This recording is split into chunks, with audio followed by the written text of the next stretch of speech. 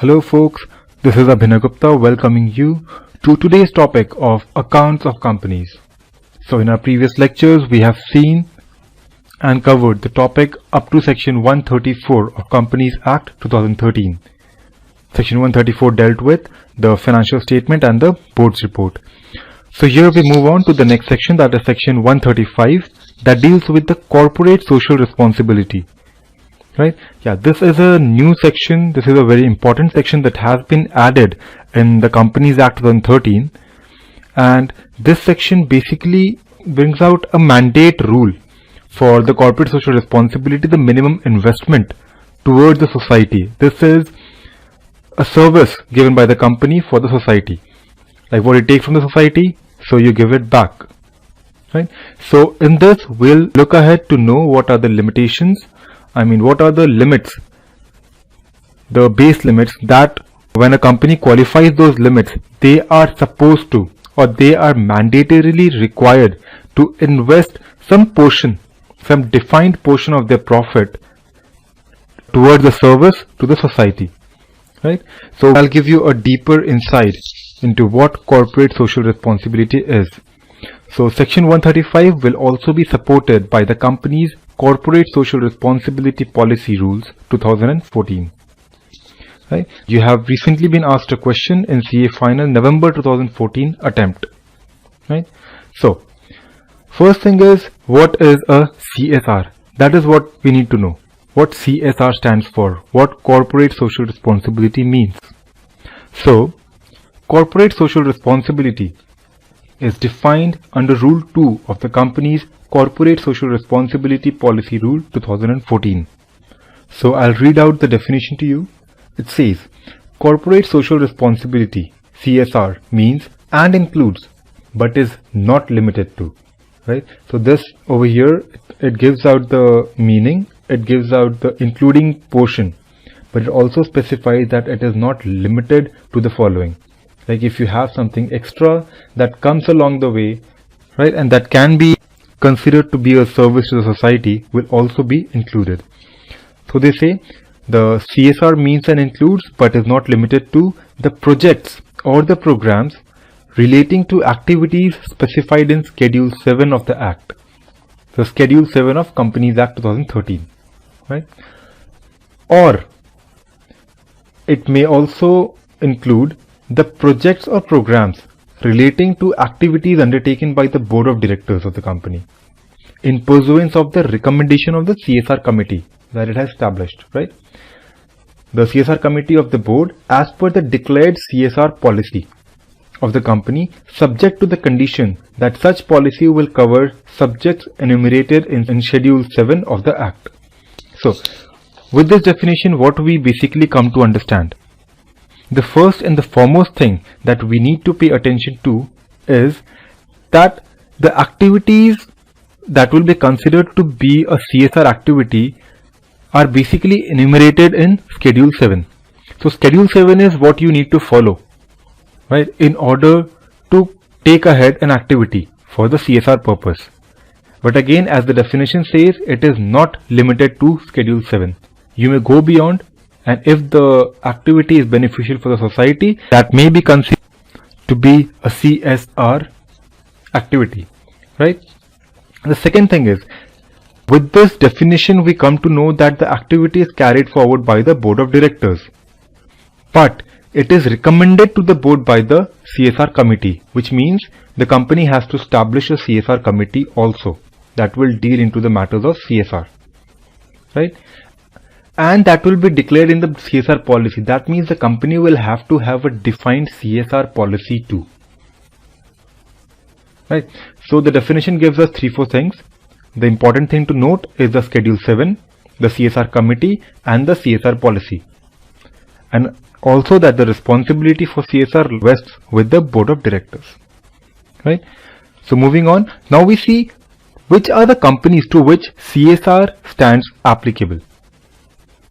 So although CSR is an important aspect today, we need to give back to the society that we are taking, but all the companies have not been included in the ambit of CSR. there have been set a base limit. If the company is below that limit, if it is performing below that, if it is earning below that, we may not make it mandate for that company to involve into CSR activities. But if the company is earning good, then the company has to invest a portion into the CSR. So, CSR will be applicable to the companies with net worth of more than or equal to 500 crores. That means that there is a large company. They have the net worth more than 500 crores. Or even if they have a turnover of greater than equal to 1000 crores. This is the second criteria. Any one of these can be accomplished. Right? Whatever stands true, any one of these standing true, you have to invest in CSR. Right? And the third criteria says that if the company earns a profit, net profit, more than or equal to 5 crore rupees, that means you are eligible to take forward the CSR activities. Okay. So now when we know which are the companies that will take forward the CSR activities, and we also know what the CSR activities are, let us deal with the various aspects of CSR, which include, so we'll see the constitution of CSR committee, the duties of the CSR committee, the duties of the board, and the disclosure in the board's report, right? So, what is the constitution of CSR committee? Like, who will be the part of CSR committee? First thing that we need to know is the CSR committee will be established by the board of directors. So, that will include 3 or more directors from the board. 3 or more directors will form a separate committee specifically and targetedly focusing on the CSR work, right?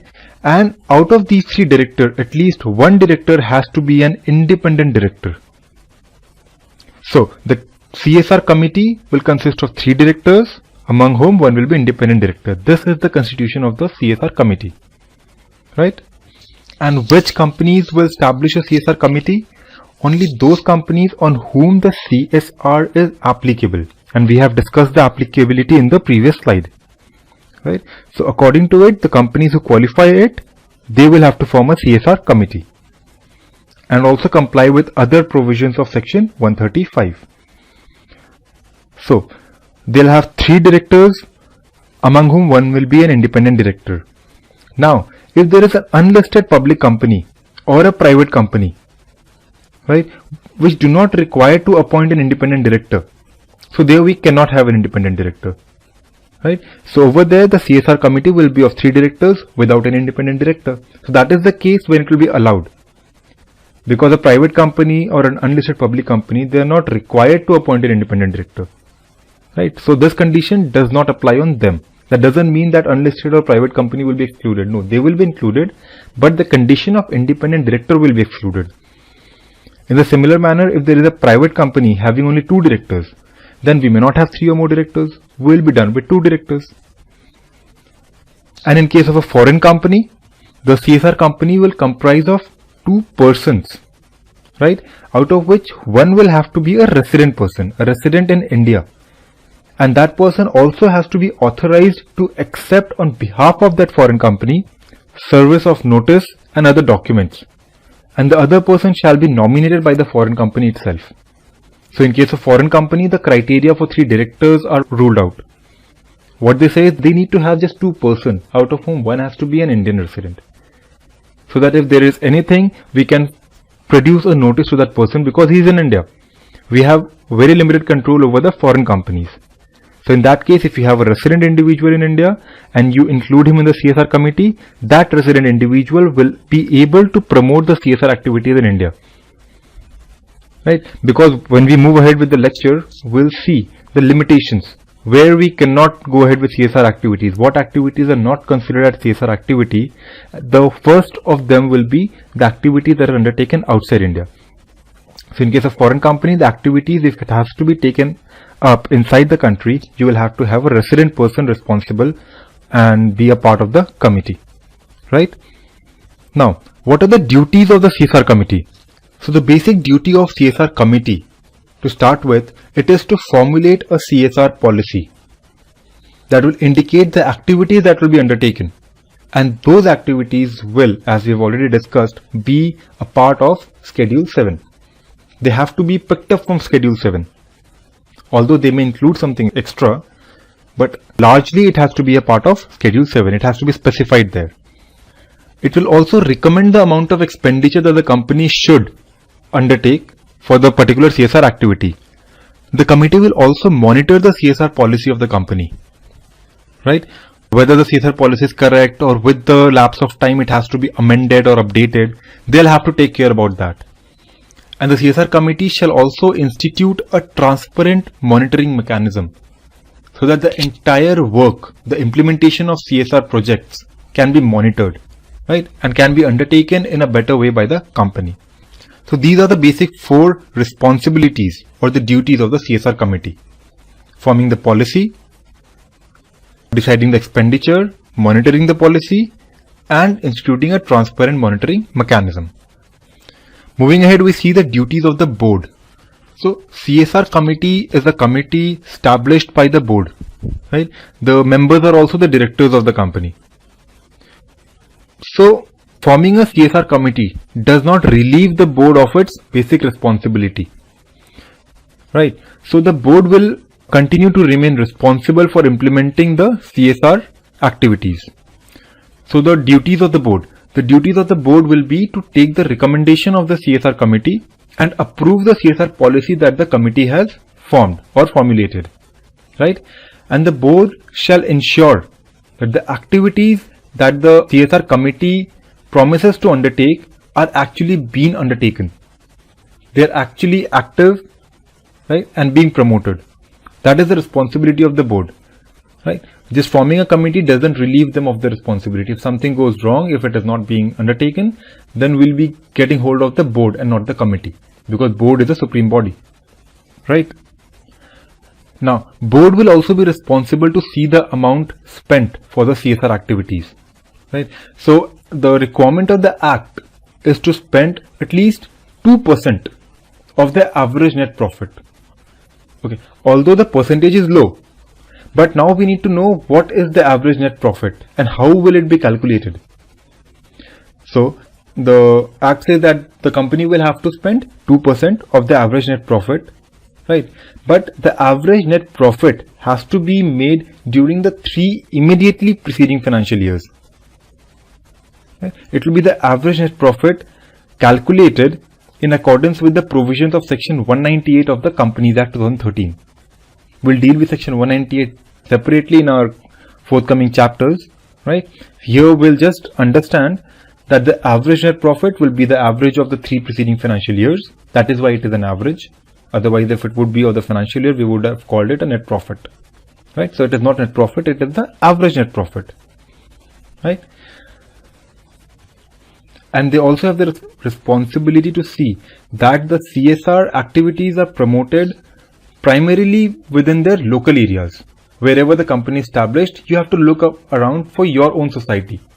It is not necessary to go beyond and do something very great outside to some specific place. First of all, your society, your surrounding is the area around you, your local area.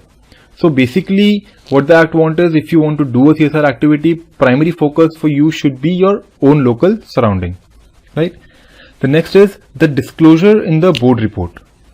Now what do the board of directors have to disclose in their board report? The first thing is they need to disclose the composition of the CSR committee. Who are the members, who are the directors who have been elected to formulate and run the CSR committee, right? Who are the people responsible behind framing the policy and seeing the progress of the work and stuff, right? Second is the content of the policy. That has to be disclosed in the board report. The board has to disclose, okay, this is the CSR policy, this is what we plan to do, this is how we plan to move ahead.